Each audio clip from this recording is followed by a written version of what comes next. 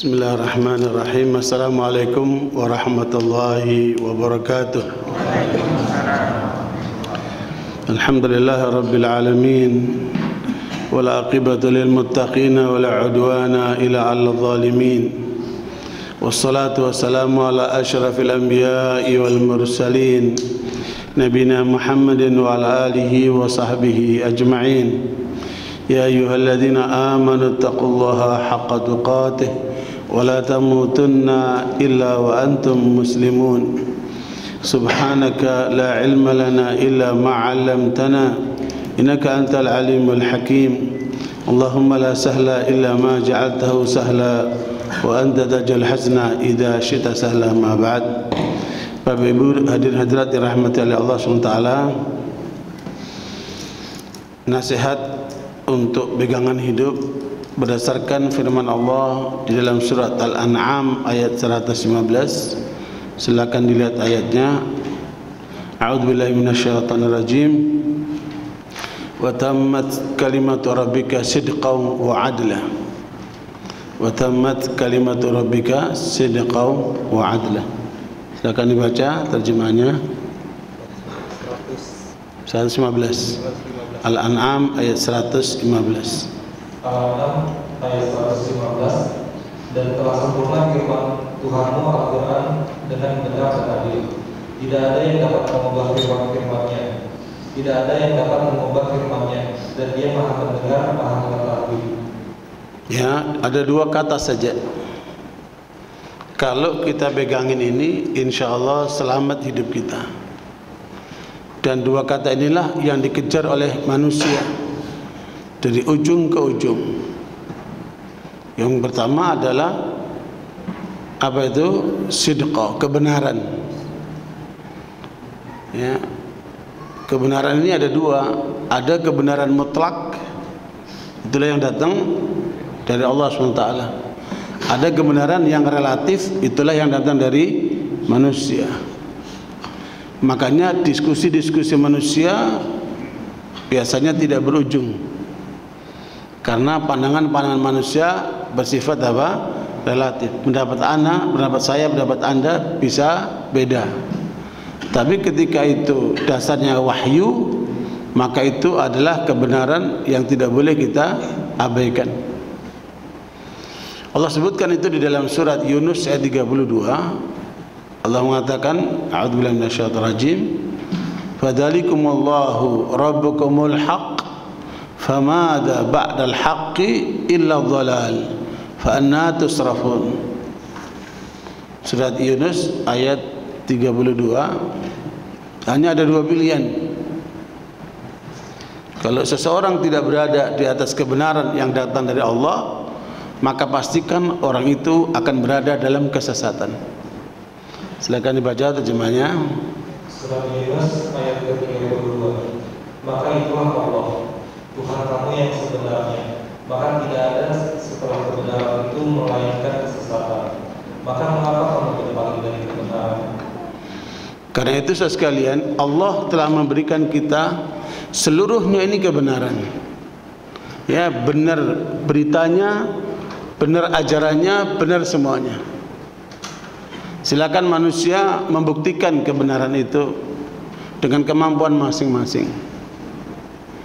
Tapi apa yang dihasilkan oleh pikiran-pikiran manusia, komunisme, kapitalisme, leninisme, sosialisme, eksistensialisme, dan isme-isme yang lainnya, yang hasil karya otak manusia, ujungnya kemana? Kehancuran. Ya, dan ini yang harus kita sadari, bahwa negeri kita pun sekarang menuju dalam posisi apa? Bahaya, karena terbawa arus kapitalisme liberal. Ya, kalau mengikuti pola ini, maka harapan bahwa keadilan sosial bagi seluruh rakyat Indonesia itu jauh panggang dari api. Karena konsep manusia tidak bisa mencapai itu. Yang terjadi ada gap yang luar biasa. Data yang ada 11.000 triliun dari mulai 2014 sampai sekarang dana dikeluarkan sekian besar, hanya melahirkan cuma 115.000 orang kaya baru, tetapi kemiskinan hanya bisa terangkat 1,1% saja. Ya, rezim ini termasuk yang paling kecil capaian mengangkat kemiskinan.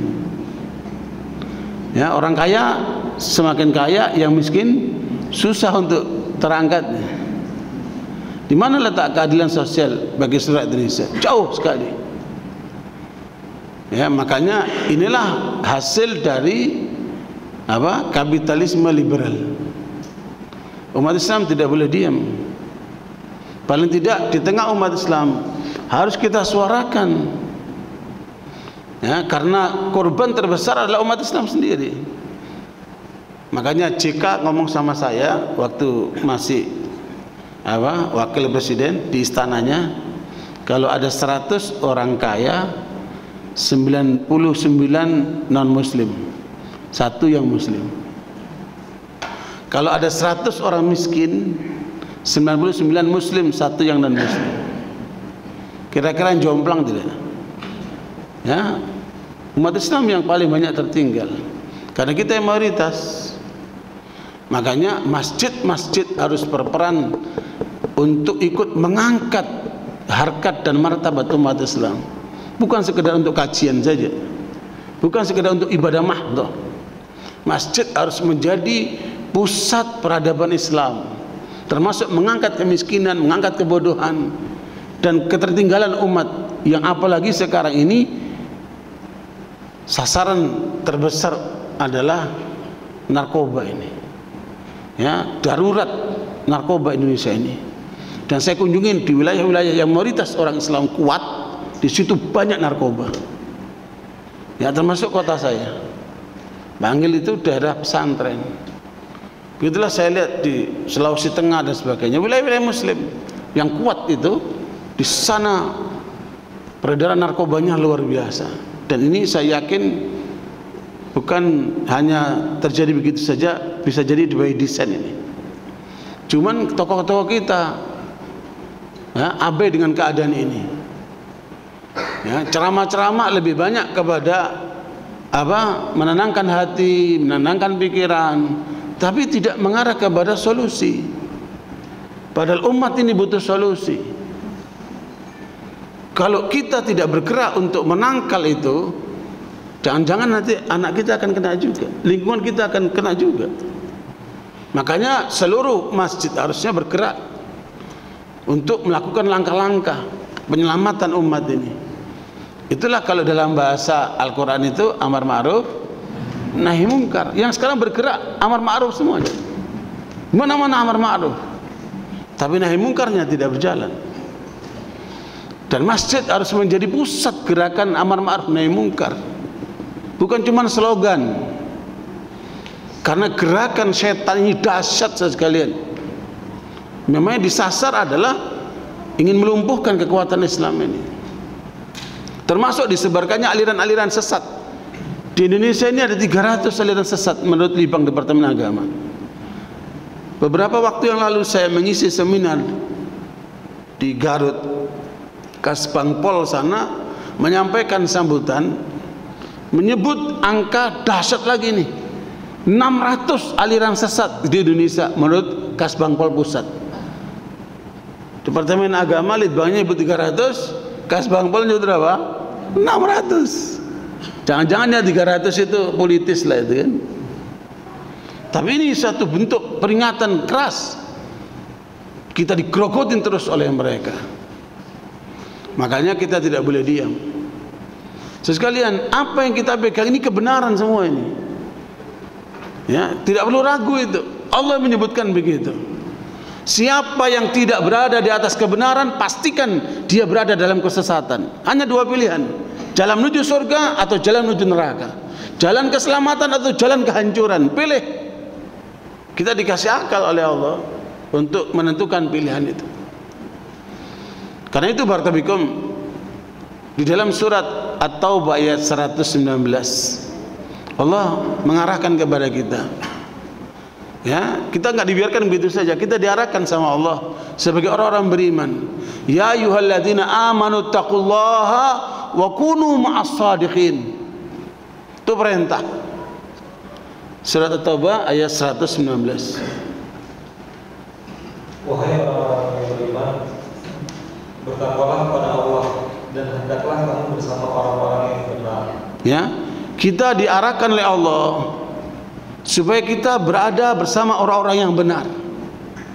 Ya, wahai orang beriman, untuk kita orang beriman. Dalam Al-Quran itu ada 90 ayat. Ketika Allah mengatakan ya ayyuhalladzina amanu, Allah sedang berbicara kepada kita orang-orang beriman. Maka kata Ibnu Mas'ud, perhatikan setelah itu, pasti ada dua hal, imma perintah kebaikan yang harus kita jalankan, atau peringatan yang harus kita tinggalkan. Ya, begitu sayangnya Allah sama kita itu. Berarti kita memang harus membuat milieu kebenaran ini, milieu orang-orang yang benar nih. Makanya Nabi SAW di dalam riwayat Bukhari mengatakan, alaikum bisidqi fa inna sidqa yahdi ilal bir wa innal birra yahdi ilal jannah wa innar rajula la yasduqu hatta yuktaba indallahi siddiqa. Kalian harus benar. Ya, bahasa umumnya kita harus jujur. Jujuran itu kebenaran.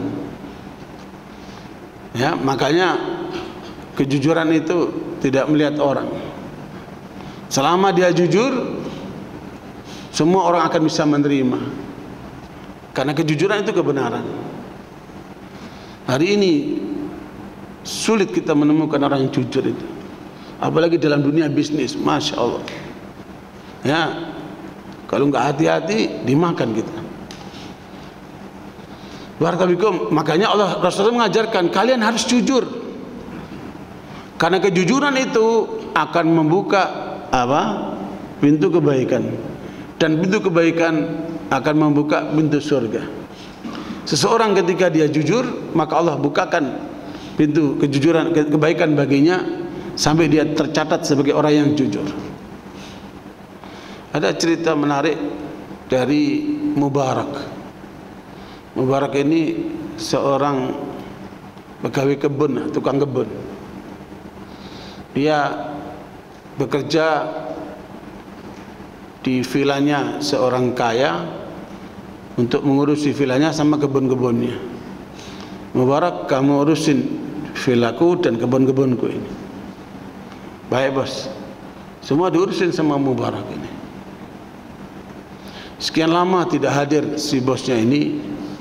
Satu kali dia hadir ke vilanya, dilihat kebun-kebunnya terurus, banyak berbuah. Ya, dia kagum dengan kerjanya si Mubarak ini, luar biasa. Dari sekian macam pohon-pohon yang berbuah itu, bosnya duduk di meja begitu, dipanggil, Mubarak sini, tolong ambilkan aku delima yang manis. Maka baik bos, Mubarak bergerak mencari delima yang menurut dia manis. Dihantarkan kepada bosnya ini, ketika dimakan ternyata asam.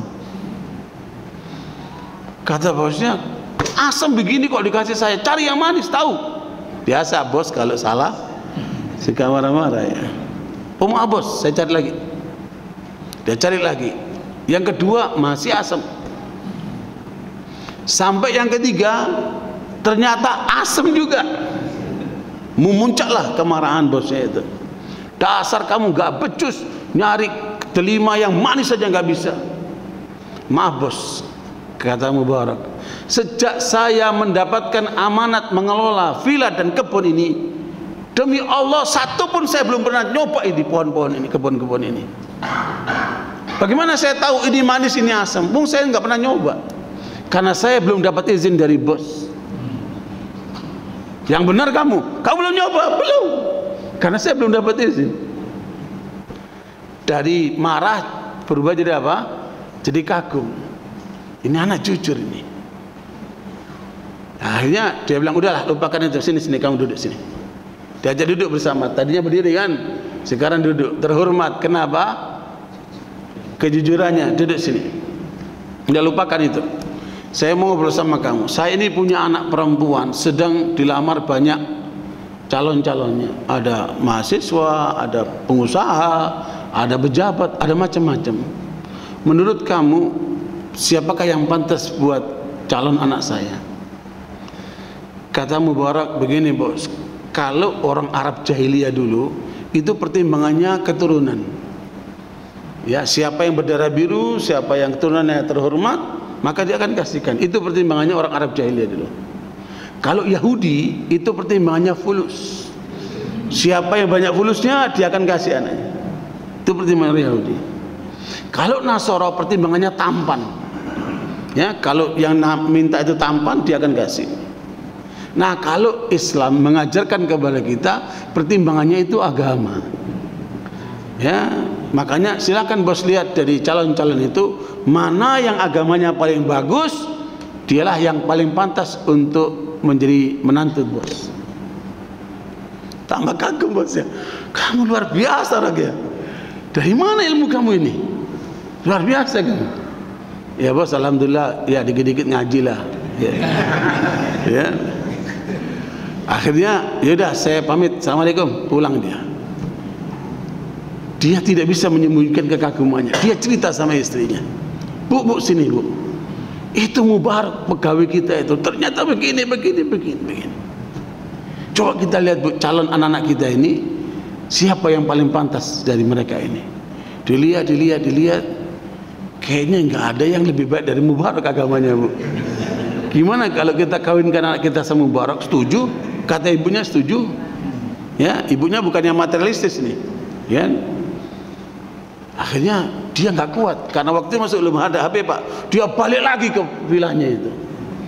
Ya, dia ingin menyampaikan, dia balik lagi. Jauh-jauh itu, taruhlah Jakarta ke puncak sana kan. Dia balik lagi ke sana. Kemudian dipanggil, Mubarak sini. Nah, nyampe Mubarak sini. Iya bos, ada bos. Kami sudah musyawarah dengan keluarga kami dan keputusan kami, kamulah yang lebih pantas untuk menjadi menantu kami. Mubarak sambil ngangguk, nggak nolak bos. Luar biasa itu Mubarak gitu. Dan akhirnya Mubarak dinikahkan dengan putrinya. Bapak ini ketika sudah selesai seluruhnya, Mubarak dipanggil, Mubarak kamu sudah menjadi menantu kami, villa dan kebun itu ambil buat kamu. Itu modalnya apa? Kejujuran. Luar biasa. Dan dari Mubarak inilah lahirlah Abdullah bin Mubarak, ulama besar. Ya, Abdullah bin Mubarak ini kata Imam Dhahabi sulit menemukan tandingannya. Karena 3 kelebihan yang ada pada Abdullah bin Mubarak ini. Dan dia ulama tabi'in. Ya, dia kawannya Fudail bin Iyad dan sebagainya. 3 kelebihan. Yang pertama dia ulama besar. Yang kedua dia mujahid besar. Jadi kalau ada jihad dan biasanya itu ada mubarazah, ada perang tanding, dia paling maju itu. Pertama itu memberani dia ini. Dan selalu menang dia. Tetapi dia tutup mukanya sehingga orang tidak tahu siapa itu. Ya, mujahid besar. Dan sekaligus dia pengusaha sukses yang kekayaannya kata dia untuk membiayai kerja-kerja ulama dan mujahidin. Dia mengatakan prinsip dia, demi Allah kalau tidak untuk mendukung para ulama dan mujahidin, saya tidak mau berbisnis. Jadi misinya itu misi mulia. Nah 3 itu ada pada Mubarak ini. Coba kita lihat sekarang ulama-ulama, ada ini nggak ada itu, ada itu nggak ada ini. Ya, kalau ada 3-tiganya, itulah ulama yang sebenarnya. Makanya Allah mengukur kejujuran orang itu, ya, bukan dengan gamisnya, bukan jenggotnya, bukan dengan penampilannya, bukan dengan karangan bukunya. Coba kita lihat surat Al-Hujurat ayat yang ke-15. Innamal mu'minuna ladina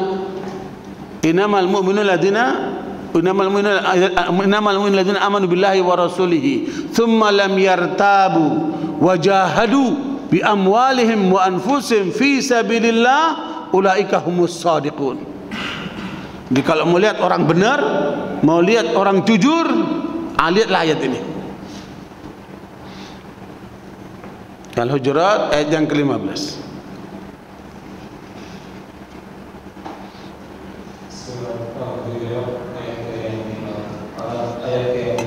Ayat 15. Sesungguhnya orang mukmin yang sebenarnya adalah mereka yang beriman kepada Allah dan Rasul-Nya. Kemudian mereka tidak ragu-ragu, mereka berjihad dengan harta dan jiwanya di jalan Allah. Mereka itulah orang-orang yang benar. Ya, kalau mau lihat orang benar, masalah iman kita nggak tahu antara dia dengan Allah. Keyakinan dia kita nggak tahu antara dia dengan Allah. Yang kita bisa lihat dari mana?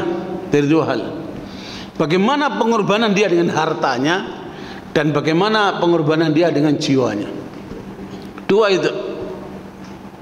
Ya, makanya kalau ada ulama anti jihad, udah langsung coret. Ini ulama pasti nggak benar. Kalau ada ulama yang anti jihad, langsung coret. Ini ulama pasti nggak benar. Karena Allah mengukur nilai kebenaran orang itu dari apa? Jihad dengan harta dan jiwanya. Itu ukurannya itu. Ya, makanya saudara sekalian,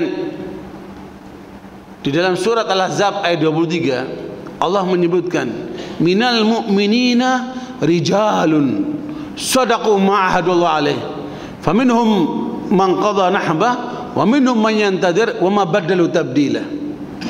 Al-Ahzab ayat 23. Al-Ahzab ayat 23.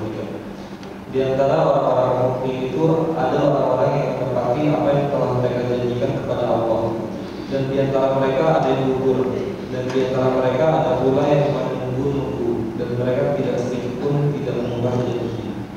Sekalian, ayat ini termasuk turun kepada Mus'ab ibn Umair. Mus'ab ibn Umair itu pemuda Quraisy yang kaya raya sampai terbunuh dalam perang Uhud. Kafannya pun tidak cukup untuk menutupi badannya. Kalau ditutup kepalanya, kakinya kelihatan. Kalau ditutup kakinya, kepalanya kelihatan. Akhirnya oleh Rasulullah diputuskan tutup kepalanya, kakinya tutup dengan daun-daunan. Ya, makanya Bapak Ibu kalau pergi ke Uhud akan berkunjung ke kuburan siapa? Mus'ab bin Umair, salah seorang syuhada yang dikubur bersama Hamzah paman Nabi SAW. Ini tidak semua orang itu kategori orang yang benar. Di antara orang-orang beriman, di antara pada mencapai orang beriman itu kan bukan mudah. Dari muslim menjadi mukmin itu perlu perjuangan besar. Ya, makanya muslim belum tentu mukmin, tapi kalau mukmin pasti muslim. Orang munafik itu muslim, Pak. Tapi mulutnya beda dengan apa? Dengan keyakinannya. Munafik itu akan berada di neraka yang paling rendah itu. Ya, aliran sesat ngakunya muslim. Ya, pelaku dosa-dosa besar, yang korupsi, yang berzina, yang macam-macam, banyak orang muslim. Tapi dia bukan mukmin. Kalau mukmin, dia akan menghindari dosa-dosa besar itu. Makanya Nabi mengatakan al-mu'min la yakdzib. Orang mukmin sudah tidak akan berbohong. La yazni zani hina yazni wa huwa mu'min. Tidak mungkin ketika orang berzina itu disebut mukmin. Makanya mukmin itu sudah di atasnya muslim. Allah sebutkan di antara orang mukmin itu ada orang-orang yang benar, jujur dengan apa? Dengan sumpahnya, dengan apa? Keyakinannya, dengan janjinya. Di antara mereka ada yang terbunuh di jalan Allah, di antara mereka ada yang masih menunggu. Nah, kita sedang menunggu giliran ini. Ya, karena udah mulai menampakkan itu. India udah mulai kurang ajar itu kan. Ya, bagaimana kejamnya mereka kepada orang Islam. Makanya kesimpulan orang-orang hebat Barat yang masuk Islam melihat perkembangan umat Islam hari ini dengan perkembangan Barat jauh sekali untuk bisa mengejar secara teknologi segala macam kemajuan itu. Tapi kata mereka, kami yakin semua itu akan tunduk di hadapan Islam, karena tidak ada konsep yang seperti Islam. Tinggal bagaimana orang muslim melakukan tiga hal: pahami Islam dengan benar, praktekkan Islam secara konsekuen, secara jujur, dan tampilkan Islam yang sebagus-bagusnya di depan mereka itu. Jadi sekarang ini saudara sekalian, ketakutan dunia dengan Islam ini luar biasa, melebihi ketakutan mereka kepada virus corona itu. Virus corona itu sesaat lah itu, dia datang dan pergi itu, sementara saja. Tapi ketakutan mereka kepada Islam itu sepanjang waktu. Namanya Islamophobia. Subhanallah, peneliti-peneliti Muslim sekarang di Cina menemukan, alhamdulillah, warga Muslim Cina aman dari virus corona karena mereka makan yang halal. Tapi mereka orang-orang lain itu yang terkena itu. Akhirnya merembetlah itu penyakitnya kemana-mana. Kenapa Saudi kemarin memutuskan untuk menutup umroh itu? Salah satu diantaranya adalah kejadian yang ada di Korea Selatan. Hari ini ditutup kedutaan Indonesia di Korea Selatan. Duta besarnya menyampaikan alasannya, diantaranya seperti alasan yang disampaikan bahwa ada seorang yang terkena virus corona, dia nggak mau diobatin, dia kabur-kaburan, naik angkot, naik kendaraan umum, ke mal-mal. Hari itu saja dia menyebar 1.500 orang yang terkena ketularan virus corona. Begitu dahsyatnya virus corona ini sekalian. Ya, makanya kita orang Muslim nggak perlu takut. Mati-matilah kita menghadap Allah kan. Karena mati itu kemuliaan untuk kembali kepada Allah. Tidak ada perlu dikhawatirkan. Ya, bagi orang mukmin insya Allah itu penghapusan dosa, mengangkat derajat, menambah pahala. Ya, tapi bagi orang kafir itu hukuman buat mereka itu. Ya, kemarin kalian sombong, tidak ada yang bisa menggoncang Cina. Sekarang dengan sekecil segitu aja virusnya udah goncang semua itu. Ini kalau berjalan terus bangkrut itu Cina itu sekalian. Sekarang udah rugi 5.800 triliun. Luar biasa kerugian mereka ini. Ikhwani barakabikum, makanya kita harus yakin dengan kebenaran Islam ini. Jangan bergeser dari Islam. Ya, itu nasihat pertama yang datang dari Allah. Ya, makanya kebenaran ini jangan disia-siakan. Kita harus kita harus suarakan, kita harus perjuangkan, kita harus tampilkan. Ya, karena kalau kita tidak ikut menunjukkan nilai-nilai Islam ini, maka termasuk dosa kita tidak mendakwakan kepada orang-orang yang membutuhkan itu kan.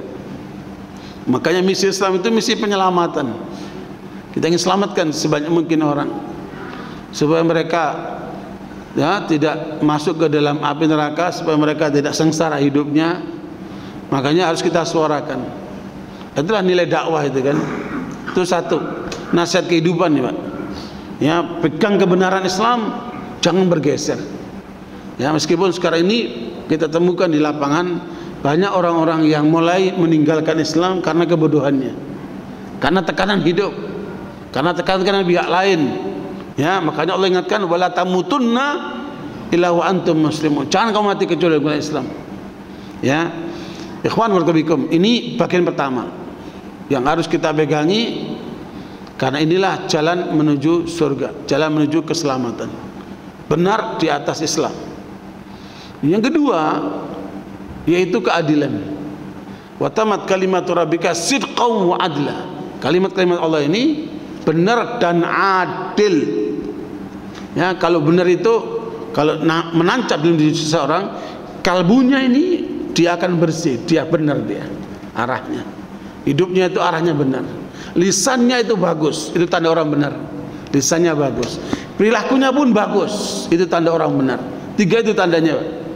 Ya, yang ditandai oleh Allah dengan pengorbanannya, dengan harta dan jiwanya. Itulah klimaks daripada nilai keimanan dan kejujuran seseorang itu.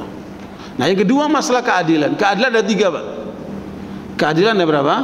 Ada tiga. Yang pertama, adil kepada Allah. Itulah yang Allah sebutkan dalam surat An-Nahl ayat 90. Dilihat surat An-Nahl ayat 90. Innallaha ya'muru bil adli wal ihsan wa ita'i dzil qurba wa yanha 'anil fahsya'i wal munkari wal baghi ya'idukum la'allakum tadhakkarun. An-Nahl ayat 90. An-Nahl ayat 90. Sesungguhnya memberikan uang kepada kerabat, dan dia melarang melakukan perbuatan keji, kemungkaran, dan permusuhan. Dia memberi pengajaran kepadamu agar kamu dapat mengambil pelajaran. Ya, makanya Ibnu Mas'ud mengatakan ayat ini merupakan kesimpulan seluruh ajaran Islam. Adil yang dimaksud adalah apa ini? Adil kepada Allah. Ya, lihatlah demonstran-demonstran itu biasanya menuntut keadilan yang dimaksud keadilan sosial, keadilan antar manusia. Padahal hakikat keadilan yang tertinggi itu adalah apa? Keadilan manusia kepada Allah. Tegakkan hak Allah, itulah keadilan pertama. Ya, makanya di dalam surat Al-An'am ayat 82 Allah mengatakan waladina amanu walam yalbisu imanahum bidzulmin ulaika lahumul amnu wa hum muhtadun. Zulm itu lawan daripada adil. Ya, silakan lihat surat Al-An'am ayat 82. Surat Al-An'am ayat 82. Orang-orang yang beriman dan tidak mencampur adukan iman mereka dengan syirik, mereka itulah orang-orang yang mendapat rasa aman dan mereka mendapat petunjuk. Di situ nggak ada syirik. Di situ disebutkan kedaliman. Kedaliman lawan apa? Keadilan. Itu tafsir dari surat Luqman ayat yang ke-13. Wa idh qala Luqmanu libnihi wa huwa ya'iduhu ya bunayya la tusyrik billah inna syirka la dhulmun azim. Ya, di dalam ayat yang ke-82 tidak ada penjelasan syirik. Makanya para sahabat mendapatkan ayat ini mereka rasa berat.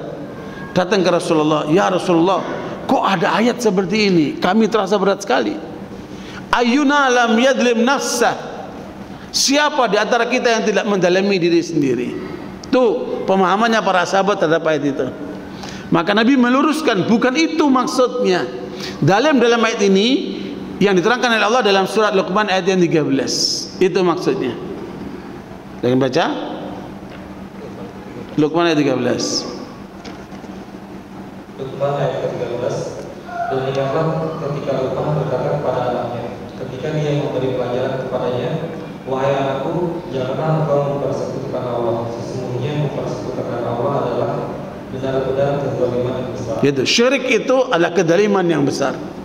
Makanya tadi terjemahannya itu kezaliman dimaksudkan dengan syirik. Ya, lawannya keadilan itu adalah kezaliman. Lawannya kejujuran apa? Dusta, bohong. Ya kan? Makanya rusaknya manusia ini kenapa? Karena kebohongannya itu. Karena apa? Kedustaannya itu. Kalau orang itu benar, orang merasa nyaman. Tapi kalau orang itu bohong, orang merasa tidak nyaman. Bergaul dengan orang bohong nggak akan nyaman. Dia akan ditipu dia. Pikirannya pasti nggak benar. Tapi ketika bergaul dengan orang benar, nikmat, senang. Ya. Nah, begitu pula ketika kita bersikap adil, semua orang akan senang. Tapi ketika orang itu zalim, maka orang akan berhati-hati. Nah, setinggi-tinggi keadilan itu kalau kita menunaikan hak Allah, dan setinggi-tinggi kezaliman ketika kita apa? Mencederai hak Allah, itulah syirik kita. Makanya jangan salah, orang kafir itu orang yang jahat meskipun dia orang baik kepada tetangganya, berbaik sama orang lain. Dia jahat ke siapa? Sama Allah. Orang kafir itu dia jahat sama Allah karena hak Allah diabaikan. Kalau saja seorang anak ngomong sama ibu bapaknya, Anda bapak ibuku, Anda bukan bapak ibuku, aku lahir di dunia sendirian. Kira-kira kita ngomong apa sama orang seperti ini? Seorang anak bilang sama ibu bapaknya, kamu bukan ayah ibuku, aku lahir di dunia sendirian. Anda bilang apa orang seperti ini? Jahat tidak? Jahat. Sementara orang kafir itu mengingkari Allah yang menciptakan dia, yang memberikan rezeki dia, yang memberikan kehidupan sama dia, diingkari semua itu. Jahat tidak? Makanya tidak boleh kita mendukung orang kafir. Tidak boleh kita kemudian memilih pemimpin kafir. Tidak boleh kita berpihak kepada orang kafir. karena mereka adalah orang-orang jahat kepada Allah. Tetapi secara kemanusiaan, lakum dinukum waliyadin. Kamu tanggung jawab sama Allah nanti. Itu adil pertama itu, tunaikan hak Allah. Ini yang harus kita tunaikan dengan mentauhidkan Allah, membesarkan Allah, tunduk kepada Allah. Jangan seperti orang kafir itu. Makanya Allah gambarkan orang kafir itu seperti binatang.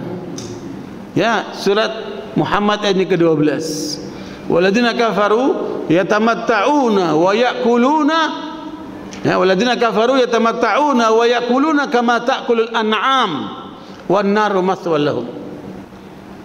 Surat Muhammad ayat ke-12. Sungguh Allah akan memasukkan orang-orang yang beriman dan mengerjakan dan mengerjakan kebajikan ke dalam surga yang mengalir di bawahnya sungai-sungai. Dan orang-orang yang kafir menikmati kesenangan dunia, dan mereka makan seperti hewan makan, dan kelak nerakalah tempat tinggal bagi mereka. Ya, itulah gambaran. Lah, ngapain kita ngikuti perilaku orang seperti binatang? Ya, subhanallah. Kalau saya ceritakan akan panjang. Pengalaman saya hidup bersama mereka ini ketika di Australia. Persis seperti orang jalan terbalik. Kakinya di atas, kepalanya di bawah. Lalu apa ini? Akrobatik ini. Kalau 1 jam 2 jam, nah kalau terus-terusan, terus ngapain kita ikuti mereka? Ya, makanya peringatkan saudara kita, anak-anak kita, jangan ikuti orang kafir itu. Nah, ini satu hal yang sedang kita bahas. Insya Allah tinggal 2 lagi. Kita sholat sebentar, kita lanjutkan dikit lagi. Ya, adil yang kedua dan ketiga, insya Allah kita bahas berikutnya. Karena waktu sudah isya. Kita salat dulu. Barakallahu fiikum. Muhammad. Alhamdulillah. Kita lanjutkan dikit lagi nanti salat berjamaah. Barakallahu fiikum. Poin yang kedua, adil kepada sesama manusia. Surat Al-Maidah ayat yang ke-8. Wala yajrimannakum syana'anu qaumin 'ala alla ta'dilu i'dilu huwa aqrabu littaqwa. Surat Al-Maidah ayat ke-8. Wahai orang-orang yang beriman, jadilah kamu penegak keadilan karena Allah. Jadilah kamu sebagai penegak keadilan karena Allah ketika menjadi saksi dengan adil. Dan janganlah kebencianmu terhadap suatu kaum mendorong kamu untuk berlaku tidak adil. Berlaku adillah, karena adil itu lebih dekat kepada takwa. Dan bertakwalah kepada Allah, sungguh Allah Maha teliti terhadap apa yang kamu kerjakan. Jadi sikap kedua, adil sesama manusia. Biasanya ini tempatnya di pengadilan. Tapi ibu-ibu itu taunya keadilan itu poligami aja. Ya Bu, keadilan itu apa? Meluas antar manusia. Kita harus bersikap adil kepada muslim maupun non muslim. Itu Islam mengajarkan kita bersikap adil. Nah, karena itu lebih dekat kepada ketakwaan. Apalagi di pengadilan. Pengadilan itu tempat orang mencari keadilan. Ya, makanya ketika saya diundang di MK, saya bawakan hadis Nabi bahwa hakim itu ada 3. 1 di surga, 2 di neraka. Hakim yang tahu yang benar dan dia putuskan dengan kebenaran, ini hakim akan di surga karena dia bersikap adil. Yang salah dipersalahkan, yang apa? Yang nggak salah dibebaskan. Dia hakim yang adil, tahu yang benar, dia putuskan dengan kebenaran itu. Berarti kebenaran itu ujungnya adalah keadilan, ya kan? Selama orang itu benar, maka akan bersikap apa? Adil. Kalau dia tidak adil, berarti ada yang nggak benar itu, ya kan? Tuh, makanya hakim yang benar, dia tahu yang benar, dia putuskan sesuai dengan kebenaran. Ini hakim di surga. Hakim yang kedua, dia tahu yang benar, tapi keputusannya tidak benar. Mungkin karena korupsi, mungkin karena kedekatan, mungkin karena tekanan, mungkin karena yang lainnya. Ya, makanya tidak mudah jadi hakim itu. Antum lihat wajah hakim itu ketika dia memutuskan. Ya, itu kita bisa melihat gesturnya itu, apa namanya, raut wajahnya, gerakannya itu. Ya. Dan akan bahaya sekali ketika ada orang merasa tidak bersalah tapi dipersalahkan. Dia akan mengatakan, saya tuntut hakim di pengadilan Allah. Itu akan bergetar hati dia itu. Karena itu akan berat sekalian. Makanya jadi hakim tidak mudah. Ini hakim kedua, tahu yang benar tapi dia putuskan tidak benar. Di neraka ini hakim. Saya sampaikan terang-terangan di MK itu. Yang ketiga, hakim tidak tahu masalah. Tidak tahu ini benar, ini nggak benar. Tapi dia putuskan karena gengsi. Masa hakim nggak tahu? Ya kan? Dia dalam kebingungan. Ini mengatakan begitu, mengatakan begini. Dia bingung. Salah atau benar ini haram? Dia nggak tahu memutuskan. Kalau nggak tahu lebih bagus bebaskan demi hukum. Tapi kalau kemudian dia putuskan yang salah, ini hakim di neraka ini. Ya, tidak mudah itu menghakimi orang itu. Subhanallah. Makanya pengadilan tempat untuk orang menuntut keadilan. Jangan sampai tidak dapat keadilan. Apalagi sampai ada mafia peradilan. Wah, itu dahsyat sekali. Ya. Makanya jangan main-main dengan keadilan. Apalagi keadilan antara manusia ini kan. Allah tidak akan campur tangan. Kalau orang itu jahat sama orang lain, dia mendalimi orang lain, istrinya kah, tetangganya kah, kawannya kah, siapapun dia, Allah tidak campur tangan. Allah tidak bisa mengampunkan orang itu sampai dia selesaikan dengan orang tersebut. Ya, makanya Nabi mengajarkan selesaikan urusan kalian di dunia ini kepada sesama manusia sebelum nanti berat di akhirat sana. Ya, makanya kalau bisa sebelum meninggal selesai urusan dengan manusia. Yang utang lah, yang nyakitin lah, minta maaf ataupun kita kembalikan haknya. Tapi kalau yang dizalimi rakyat banyak gimana itu? Berat sekali itu Pak. Maka jadi pemimpin tidak gampang. Ya, dulu para salafus saleh itu berebut untuk menolak jadi pemimpin. Jangan jadi pemimpin, jadi imam itu rebutan tidak. Kamu saja, kamu saja, kamu saja. Ya, begitu mereka menghindari tanggung jawab. Berapa banyak kita temukan ulama-ulama besar yang dipilih menjadi hakim agung, mereka menolak. Kemudian mereka pergi jauh menghilang, tahu-tahu tinggal di desa untuk ngajar orang di sana. Untuk menghindar apa? Posisi yang kata orang strategis itu. Tapi tanggung jawabnya besar di hadapan Allah SWT. Mengerikan sekali. Makanya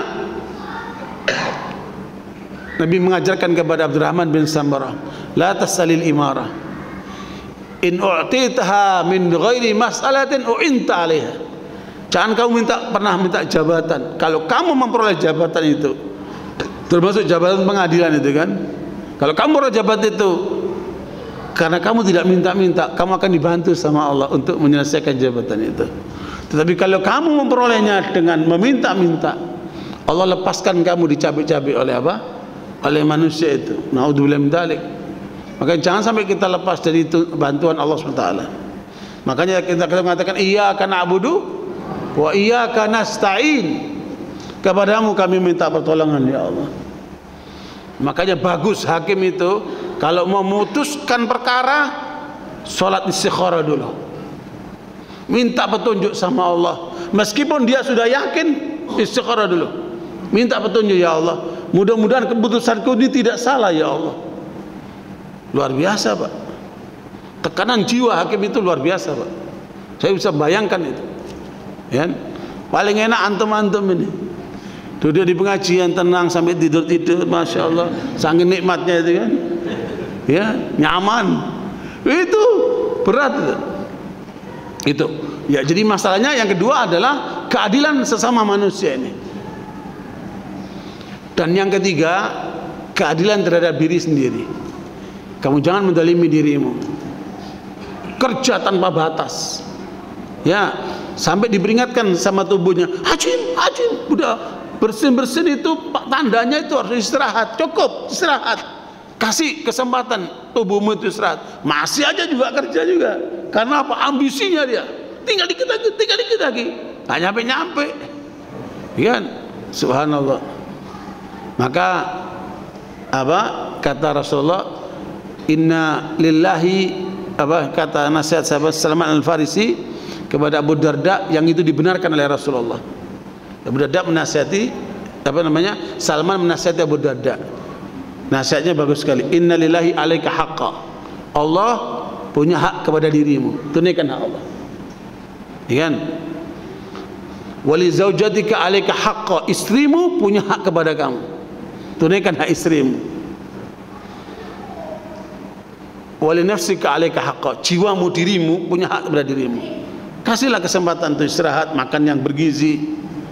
Ya, jangan makan kerupuk aja itu, nanti bongkok itu. Makan yang bergizi, ya kan? Olahraga yang cukup, tidur istirahat yang apa? Yang memadai.